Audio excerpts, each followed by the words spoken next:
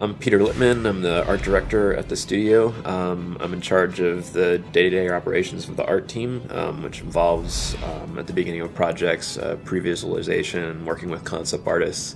Pretty much any visual piece that goes into one of our games, I oversee all the way from its birth to its the shipping of the game. So going into Ultima, with knowing that we're going to be in a mole space, it needed to be accessible to a broad audience. I wanted to kind of update it and make it really colorful and alive, because when I played Ultima, it was Apple IIe on a basically green and black screen. I really just wanted to reinterpret it as something that was very much alive and colorful, kind of accessible, and a little bit of playful, but just to basically show the palette of what Ultima could be. We kind of made the decision to have 2D background plates rather than 3D for the environments, because actually it allowed us to do what our concept artists typically do best, which is just draw like these amazing environments. Usually on previous games that I've worked on, you draw your concepts and you throw them away.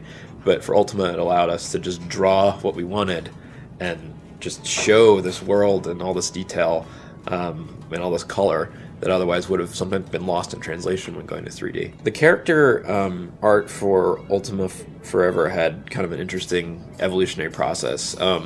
Before I became the art director on the project, we had another art director, and we were initially trying to launch the game really quickly, and we started going down the 2D route that most of the kind of the mobile space games are using. But we quickly realized that it was really kind of limited in the way that the animations worked.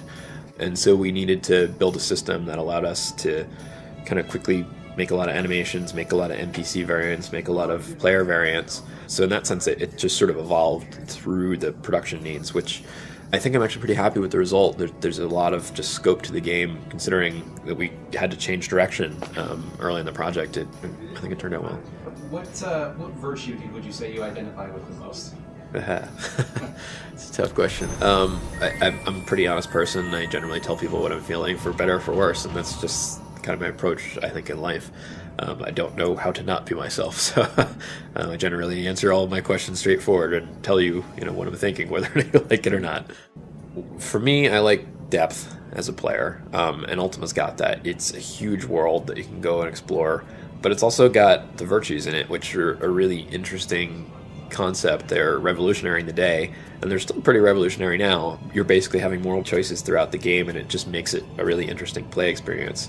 So yeah, I think you're going to experience some different things that you might not necessarily think that you're going to be exposed to on a phone. We're going to make you think.